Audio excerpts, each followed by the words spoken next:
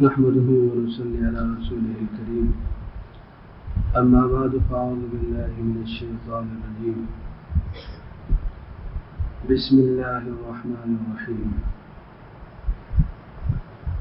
أم يحسدون الناس على ما آتاهم الله من فضله فقد آتينا آل إبراهيم الكتاب والحكمة وآتيناهم ملكا عظيما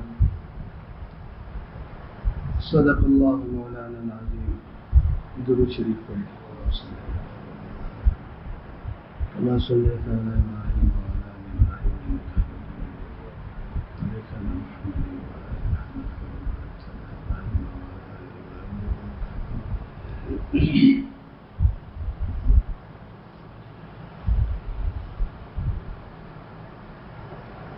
اللہ تعالیٰ جل جلالہ ارشاد فرماتے ہیں ام یحسدون الناس علی ما آتاهم اللہ من فضلہ،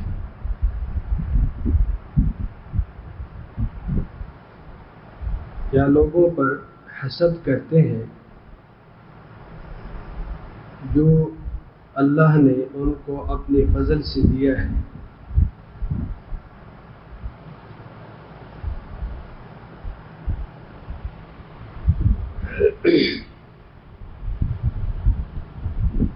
حسد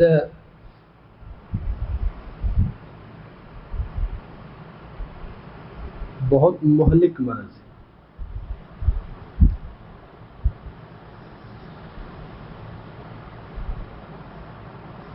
انسان کے اعمال کو برباد کرتے ہیں. حسد کی وجہ سے انسان اپنے مسلمان بھائی کی غیبت کرتے ہیں اور اس کے جو جائز حقوق، ان کے جو حقوق ہوتے ہیں وہ حقوق بھی پوری نہیں کرتے حسد کی وجہ سے، اور اس کا جو مقام اور مرتبہ ہوتا ہے تو وہ بھی نہیں دیتے حسد کی وجہ سے.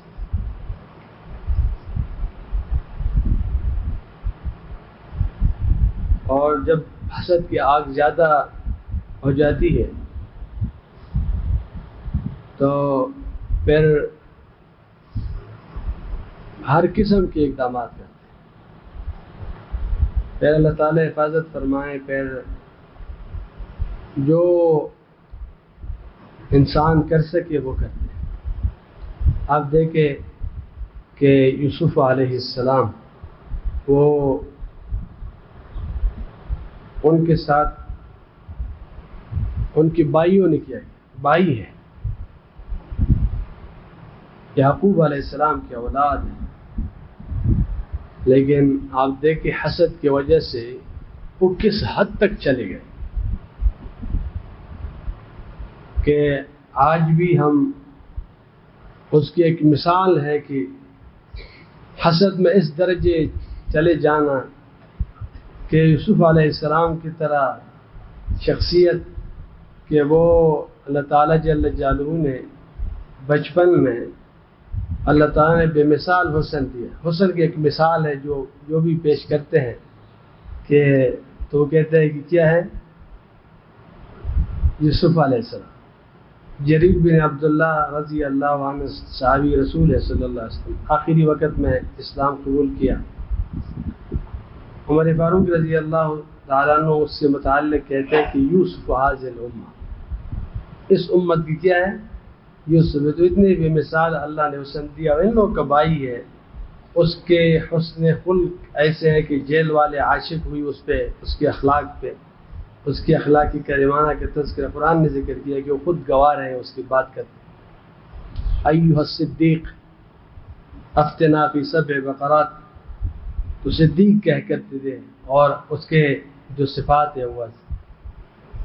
لیکن حسد نے اس کو ایسا بنایا کہ اس کی ساری صلاحیتیں اس سے چپ گئی اور ان کی ساری رشتہ داریاں، تعلقات، اس کے کمالات، اس کی صفات وہ سب پردے میں چلے گئے. وہ کھا گئے یہ حسد کی آگ. نہیں سمجھے اس شخصیت کو، کچھ نہیں سمجھا، کنویں میں ڈال. اور پھر اس کے بعد نہ والد کے غم اور فراق کو دیکھ، اور جو توجہ اس کو والد کی مطلوب تھی وہ نہ وہ ملی ان کو. لیکن بس ایسا انسان کو بنا دیتے حسد کہ بالکل نہ دیکھتا ہے، نہ سنتا ہے، نہ سوچتا ہے، ہر چیز پر احاطہ کر جاتا ہے. حسد جو اقدامات کرتے ہیں سب شیطانی اقدامات ہوتے، کام بھی شیطان کے. اور پھر انسان کے ہمارے پاس کیا اعمال ہوتے ہیں، چھوٹے موٹے اعمال ہوتے ہیں، وہ جمع پونجی جو ہوتی ہے تو وہ شیطان اس حسد کی وجہ سے اس کو ضائع کرتا ہے. شیطان کو تو بڑا زبردست قسم کا ایک بٹن مل جاتا ہے ہمارے اندر کہ جب دیکھتے ہیں کہ حسد ہے اس کے ساتھ تو بس پھر تو ہر وقت کیا کرتے ہیں، اسی سے چیٹتے رہتے ہیں، اسی سے کھینچتے رہتے ہیں، اور اسی کی وجہ سے پھر گناہوں میں مبتلا کرتے رہتے ہیں، کبھی غیبت میں، کبھی ایک گناہ میں، کبھی دوسرے گناہ میں. ان کو تو شیطان تو نفسیات کا بڑا ماہر ہے، ان کو تو رگ معلوم ہے کہ یہاں سے پھر اس کو گناہ میں لے آ سکتے آسانی کے ساتھ. اس وجہ سے نبی کریم صلی اللہ علیہ وسلم نے فرمایا کہ آپ حسد سے بچیں.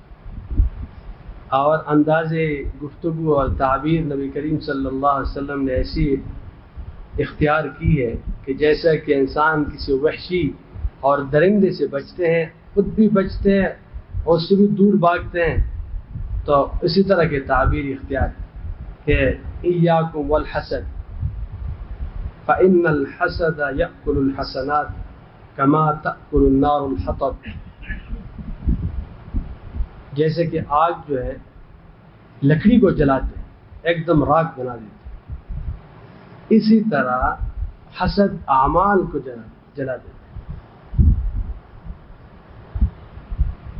جمع پونجی ہوتی ہے حسد کی وجہ سے وہ ضائع ہو جاتی ہے. کچھ ذکر کیا ہے، خدمت خلق کی ہے، کسی کو خیر پہنچائی ہے، نماز عبادات کی ہے، تو وہ سب کیا ہو جاتی ہے، حسد کی نظر ہو جاتی ہے.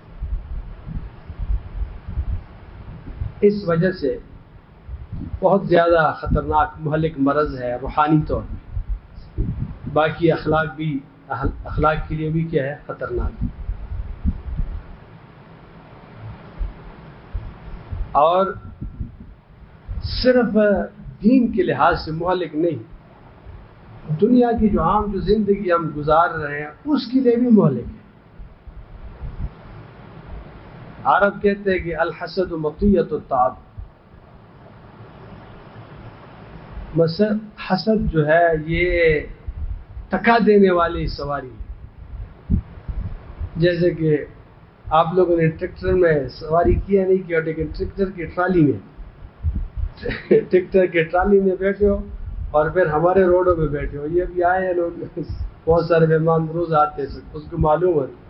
عام گاڑیوں میں آتے ہیں اس کو بھی پتہ چلتا ہے کہ جب ٹریکٹر میں بیٹھ جائے پھر ٹرالی میں بیٹھ جائے تو حسد یہی بلا ہے. تو ہر وقت یہ ہوتی انسان مصیبت میں ہوتی. دوسری کی نعمتیں ہوتی ہے. اللہ تعالیٰ جل جلالہ کسی کو کمالات دی ہے، علم کا کوئی کمال دیا ہے، اس کو مال دیے، اس کو حسن دیے، اس کو نسب دیے، اس کو اللہ تعالیٰ جل جلالہ نے نوازا ہے. ہم یحسدون الناس علی ما آتاهم اللہ من فضلہ. رب العالمین کی فضل ہے کس پر کیا ہے. ابھی فضل ایک پر کیا ہے اور اس کو پتہ بھی نہیں ہے، اور دوسرا اپنے گھر میں جل رہا ہے. خدا خطرناک زندگی دے رہا، یعنی بے قرار قسم کی زندگی. نبی کریم صلی اللہ علیہ وسلم ارشاد مبارک ہے کہ پہلے امتوں کے بیماری آپ میں سرایت کر گئی. دب الیکم داء الامم قبلکم. پہلے امتوں کی جو ایک بیماری تھی وہ آپ کے پاس وہ سرایت کر گئی، آئی. الحسد والبغضاء. حسد ہے اور بغض ہے ایک دوسرے کے ساتھ. اس کے بعد نبی کریم صلی اللہ علیہ وسلم کا ارشاد فرماتے ہیں کہ ہی الحالقہ، حالقہ لا اقول تحلق الشعر ولكن تحلق الدین، میں یہ نہیں کہتا کہ یہ حسد جو ہے، یہ جو حالق کا ہے حلق، یہ کیا کرتے ہیں، حلق کرتے ہیں، تو یہ بال کو نہیں کاٹتے بال، بلکہ ولیکن تحلق الدین، یہ ایسی خطرناک چیز ہے کہ دین کو کیا کرتے ہیں، اس کو کاٹتے ہیں، ایسے خطرناک۔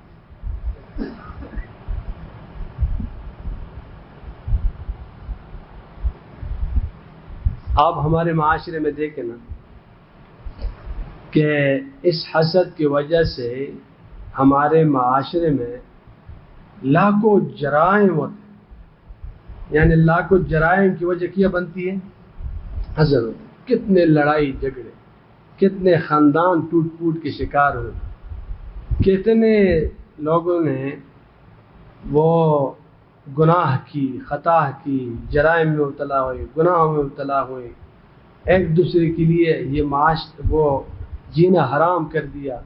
آپ دیکھیں حسد کی آگ بڑھتی ہے، اس حسد کی آگ نے پوری معاشرے کو لپیٹ میں لیا ہے۔ یہ وہ کہتے ہیں کہ حاسد کو کوئی اور سزا نہ ملے، یہ جو حسد کی آگ میں جل رہے ہیں یہی کافی اس کے لیے کوئی اور سزا کی ضرورت ہی نہیں ہے۔ جو اس کو حسد کی وجہ سے تکلیف ہے، بس وہی تکلیف کافی ہے اس کو، اور کوئی لا حاصل قسم کی تکلیف ہے، کچھ بھی نہیں ہوتا نا، کوئی چیز تو حاصل ہو۔ بعض دفعہ انسان مشقت کرتے ہیں، لیکن ہمارے پشتوں پہ ایک مثال ہے، پتہ نہیں آپ کیا ہے نہیں ہے، ہندوستڑا خدا ناراض، ہندوستڑا، یہ ایک وہ کہتے ہیں ہندو جو ہے یہ بہت زیادہ تکا ہوا ہوتے، اللہ ناراض بھی ہوتے۔ ہندو کی جو مذہبی رسومات ہوتے بہت سخت قسم کی، خطرناک قسم کے رسومات ہوتے ہیں، اور اپنے آپ کو بھی تباہ کرتے ہیں، دنیا کو بھی خراب کرتے ہیں، اللہ بھی ناراض ہوتے، اللہ بھی کیا ہوتا ہے، ناراض ہوتے ہیں۔ لیکن اب بعض لوگ ایسے ہوتے ہیں کہ چلو دنیا کی عیاشی تو کرتے ہیں، یہ تو یہاں کے کچھ کرتے ہیں، اپنے آپ کو کیا کرتے ہیں، خراب کرتے ہیں۔ تو حسد کے کچھ بھی حاصل نہیں ہے، اپنے آپ کو تکلیف دینے کے علاوہ کچھ بھی نہیں ہاتھ آتا، بس یہی ہاتھ آ رہا ہے کہ جو نبی کریم صلی اللہ علیہ وسلم فرما رہے کہ تباہی بربادی یہ الحالق، اللہ تعالیٰ جل جلالہ حفاظت فرمائے۔ آپ دیکھیں سب سے پہلا حاسد جو ہے وہ آسمانوں میں ابلیس، انہوں نے حسد کی آدم علیہ السلام کے ساتھ، اور تکبر بھی کیا، اور پھر حسد بھی کیا۔ آج تک اتنے حاسد ہے کہ غرغرے کی حالت تک وہ پیچھا نہیں چھوڑتے، وہ کہتے ہیں کہ کسی طریقے سے ایمان کی دولت لے رہے ہیں، اور دنیا کے دنیا میں سب سے پہلے حاسد جو ہے وہ قابیل ہے، آدم علیہ السلام کے بیٹے جو ہیں انہوں نے اپنے حابیل اپنے بھائی کو قتل کیا، اور جتنے نجائز قتل ہوتے ہیں ہر قتل میں اس کے کیا ہے، اس کو بھی گناہ ہے، وہ بری ایک لوگوں کا ایک طریقہ انہوں نے شروع کیا۔ تو اس وجہ سے حقیقت یہ ہے کہ یہ مسلمان کی شان نہیں، مسلمان کا جو دل ہے وہ خیرخواہی سے بھرا ہوا ہوتا ہے۔ مومن کو سلامت قلب اور سلامت الصدر حاصل ہوتا ہے۔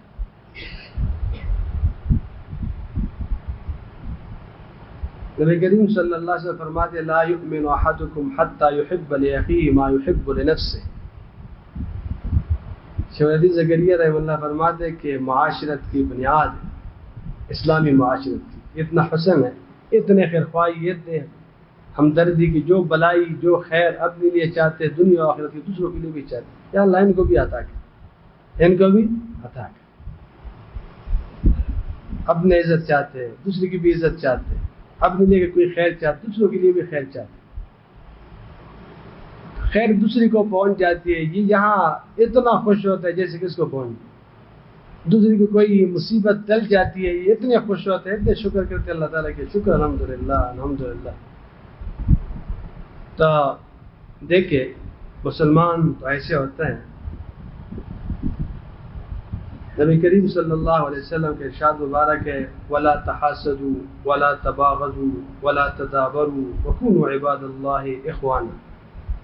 آپس میں حسد نہ کیا کرو، آپس میں حسد نہ کیا کرو، ایک دوسرے سے بغض نہ رکھا کرو، اور ایک دوسرے کی غیبت نہ کرو کہ ایک چلے جائے دوسرے کی پیر کیا کرے، اس کے پیچھے بات کرے. وکونوا عباد اللہ اخوانا. اللہ تعالیٰ جل جلالہ کے بندے بھائی بن کے، جیسے کہ اللہ تعالیٰ جل جلالہ کے بندے ہیں. اللہ تعالیٰ فرماتے ہیں انما المؤمنون اخوہ، مسلمان آپس میں کیا ہے؟ بھائی. تو اس وجہ سے یہ حسد بہت مہلک مرض ہے. اللہ تعالیٰ جل جلالہ سب کی حفاظت فرمائے. حسد کہتے ہیں کہ انسان دوسری کے پاس کوئی نعمت ہو اس کی زوال کی تمنا کرے. اللہ نے کسی کو کوئی نعمت دی ہے اور دوسرا اس کے بارے میں یہ تمنا کرے کہ اس سے اللہ لے لے، یہ حسد ہے. پھر ان کو ملے نہ ملے دو قسم کے نصیحت ہوتے ہیں. بعض تو کہتے ہیں کہ ان سے لے لے مجھے دے دے، بعض کہتے ہیں کہ نہیں بس ان سے لے لے مجھے ملے نہ ملے لیکن ان کو نہ ملے، ان کو نہ ملے. تو ایک نصیحت یہ ہوتی ہے. ایک ہوتا ہے ہمارے علماء فرماتے ہیں اور نبی کریم صلی اللہ علیہ وسلم کے حدیث مبارکہ میں بھی ہے، اس کے علماء کہتے ہیں کہ اس کو غبطہ کہتے ہیں. غبطہ اردو میں اس کو رشک کہتے ہیں. رشک پشتوں میں کوئی خاص لفظ نہیں ہے میرے خیال میں اس کے لیے. کوئی رشک سے لفظ ہے اس کو مشکل ہے. رشک کے لیے کوئی خاص لفظ نہیں ہے ہمارے ہاں. بس اتنا ہے کہ انسان اگر کسی کے پاس کوئی خیر ہے، کوئی اللہ نے کوئی نعمت دی ہے، انسان صرف تمنا کرے. یہ کوئی تمنا نہ ہو کہ اس سے لے لے، اس کو یا اللہ اور بھی بڑھائے لیکن مجھے دے دے مجھے دے دے. تو اس میں یہی چیز ہوتی. لیکن اس میں بھی نبی کریم صلی اللہ علیہ وسلم ہمیں یہ اس کو نصیحت دی ہے کہ ہر دنیا کی ہر چیز قابل رشک نہیں ہے. بس دو چیز ہی قابل رشک ہے. دو چیزیں کیا ہے؟ قابل رشک ہے. ایک اللہ نے کسی کو مال دیا ہو اور اس کو پھر اس پر مسلط کیا ہو اللہ کے راستے میں خوب صرف کرتے ہیں. اور ایک وہ ہے کہ وہ اللہ تعالیٰ جل جلالہ نے اس کو علم دی ہے، اس کو اللہ تعالیٰ نے کلام دیا ہے، صبح و شام اس کی تلاوت بھی کرتے ہیں، دوسروں کو بھی سکھاتا ہے. یہ مطلب ہے کہ دین کی کام ہے ایسے. یہ قابل رشک ہے. باقی چیزیں قابل رشک چیزیں نہیں ہیں، یہ قابل رشک. بہرحال یہ ظاہر بات ہے کہ اس کی وجہ سے انسان کے حسد کی وجہ سے نیک اعمال بھی تباہ و برباد ہوتے ہیں. انسان کی اپنی زندگی بھی بہت زیادہ ایک مصیبت بن جاتی ہے اور خود بھی تکلیف میں ہوتے ہیں، اذیت میں ہوتے ہیں. تو اپنے آپ اس کی علاج بہت زیادہ کیا ہے ضروری ہے کہ ہم علاج کریں. اس کی کیا کرے؟ علاج کرے. اس کے علاج کی طرف متوجہ ہو سنجیدگی کے ساتھ. کون وقت گزار سکتے حسد کے ساتھ؟ یہ تو بڑی مطیت التعب ہے، تکا دیں گے ہمیں. اور پھر یہ تو دنیا کے عذاب ہے، آخرت کے عذاب تو بہت سخت. اللہ تعالیٰ بچائے وہ تو بہت سخت. اس وجہ سے بس سب سے عافیت یہی ہے کہ اس مرض کو اس کے علاج کیا جائے. انسان اس کی کیا کرے؟ علاج کرے. تو اس کے لیے ہمارے اکابر نے علاج تجویز کیے، اس کے علاج تجویز کیے اور وہ الحمدللہ بہت مؤثر ہے، بہت مفید، بہت مؤثر ہے اور بہت کم وقت میں اس مصیبت سے جان چھوٹ جاتی ہے. اس میں پہلی چیز جو ہے وہ دعا ہے. دعا کا مطلب یہ ہے اللہ تعالیٰ سے درخواست، یا رب العالمین کمزور ہوں، ضعیف ہوں، یہ مہلک مرض ہے، بیماری لگی ہے، شیطان ہے، نفس ہے، آپ مدد فرمائیں، آپ کرم فرمائیں. اللہ کے حضور رونا دھونا آہ و زاری. کون سا علاج ہے جو اس سے نہیں ہوتا؟ وہ کون سا مشکل ہے کہ جو رب کے لیے مشکل ہے؟ ہمارے لیے مشکل ہے، اللہ تعالیٰ کے لیے سب کچھ آسان ہے. جیسے کہ جسمانی بیماری میں ہم اللہ کے حضور روتے ہیں تو یہاں بھی ہم اللہ تعالیٰ سے روئیں، یا اللہ یہ مرض ٹھیک فرمائیں. تعالیٰ بہت کریم ذات ہے. جب وہ طلب دیکھتے ہیں اور تڑپ دیکھتے ہیں تو پھر تو اللہ تعالیٰ فضل فرماتے ہیں۔ تو ایک چیز دعا ہے۔ دوسری چیز جو ہے یہ تینوں باقی علاج ہے کڑوی دوائی ہے۔ یہ کیا ہے؟ کڑوی دوائی۔ دوائی تو ہوتے ہیں، بعض دوائی میٹھی دوائی ہوتی ہے، بعض کڑوی دوائی ہوتی ہے۔ یہ کڑوی دوائی ہے۔ اس میں ایک دوائی یہ ہے کہ دل چاہتا ہے کہ جو محسود ہے، جس سے حسد ہے، اس کی غیبت ہو، تو آپ محنت کریں، اس کی مدح کریں، مدح المحسود۔ یہ مشکل تو ہوتا ہے، کیسے کرے جب دل اس کے ساتھ ہمت کی ضرورت ہو۔ کڑوی دوائی ہے لیکن ہمت کر کے اور اس نیت سے کہ تاکہ اس مصیبت سے جان چھوٹ جائے، اس کی جو واقعی صفات ہے وہ بتائیں۔ ایک تو خواہ کی بات ہے، وہ کوئی ضروری نہیں، وہ مناسب نہیں ہے۔ اس کی واقعی صفات، اللہ نے اس کو کچھ خوبیاں عطا کی ہے، آپ کسی مجلس میں اس خوبیوں پہ بات کر کے اللہ نے کیسی اچھی صفت دی ہے، دیکھ اس میں یہ صفت ہے، اس میں فلاں خوبی ہے، اس میں یہ بڑی اچھی عادت ہے ماشاءاللہ۔ ابھی بالکل دل پہ آرے چلے، دل پہ کیا چلے؟ دل پہ آرے چلے، لیکن علاج ہے، علاج تو علاج ہوتا ہے۔ تو اس پہ انسان ایک تو یہ کرے کہ اس کے مدح کرے، انشاءاللہ بہت مفید ہے۔ اللہ تعالیٰ بہت عظیم ذات ہے، وہ دیکھتا ہے کہ اپنے آپ کو تکلیف اس وجہ سے دے رہے ہیں کہ یہ حسد کو اللہ تعالیٰ پسند نہیں فرماتے، اس کو پسند نہیں فرماتے، تو میری وجہ سے کرنا۔ اور دوسرا یہ ہے کہ اس کے لیے دعا، ایک تو اپنے لیے دعا، اس کے درجات بلندی کے لیے دعا، کہ یا اللہ جو مرتبہ دی ہے مزید دے دے، جو مال دی ہے مزید دے دے، جو آپ نے اس پہ فضل کیا مزید کرے۔ ابھی دل نہیں چاہتا، اللہ تعالیٰ کو بھی معلوم ہے کہ اس کا دل بیمار ہے، دل نہیں چاہتا، لیکن بس درخواست کرتے، کیا کرتے؟ تو اس سے بھی تکلیف ہوتی ہے، لیکن یہ تکلیف یقین جانے اتنا صحت مند تکلیف ہے، کوئی حد نہیں۔ اتنی جلدی انسان کا مرض جیسے کہ آپریشن کر کے ٹھیک ہو جاتا ہے، بس آپریشن سے تو آج کل خراب ہوتے ہیں، لیکن بہرحال کوئی ایسی چیز ہو کہ جلدی انسان کیا ہو ٹھیک ہو جائے، تو بہرحال یہ بہت جلد انسان ٹھیک۔ آخر اسی بھی ایک بڑی دوا تجویز کی ہے، اس سے بھی کام چل جاتا ہے، جس کے یہ جو آخری ہے اس کی ضرورت بھی نہیں ہے، لیکن پھر بھی ہمارے اکابر نے ذکر کیا، وہ بھی عرض کرتا ہوں۔ وہ اسی بھی تھوڑی سی مشکل ہے، وہ یہ ہے کہ جو محسود ہے اس کو ہدیہ بھیجا کرے، اس کو ہدیہ بھیجا کرے، سمجھے بات؟ تو اس سے بھی کیا ہوگی؟ یہ ایسی چیز ہے کہ انسان اپنے لیے دعا کرے، ان کے لیے دعا کرے اور اس کی مدح کرے، لیکن کوئی مشکل کام نہیں ہے، لیکن جانے یہ چند یعنی ہفتوں کے کام بس ختم ہو جاتا ہے۔ ایک ہفتے کی تکلیف اٹھانے سے کیا نقصان ہوتا ہے، اور وہ بھی اجر ہی اجر ہے۔ یہ جتنا بھی سفر ہے، یہ اصلاح کی سفر ہے، یہ تزکیہ کے سفر ہے، دل کے پاکیزگی کا سفر ہے، اللہ کی رضا کا سفر ہے، تو خیر ہی خیر۔ اور اس کے بعد جو پھر جو انسان کو جو زندگی ملتی ہے وہ تو جنت ہی جنت ہے، وہ تو جنت کی زندگی ہے، انسان کا دل ایسے ہوتا ہے، بہار ہوتے، خوش ہوتے۔ اللہ تعالی ہم سب کو اس بیماری سے نجات عطا فرمائے، ہمارے پوری معاشرے کو پاک فرمائے اس سے، اور اللہ تعالیٰ جل جلالہ ہمارے قلوب کو خیرخواہی اور ہمدردی سے بھر دے۔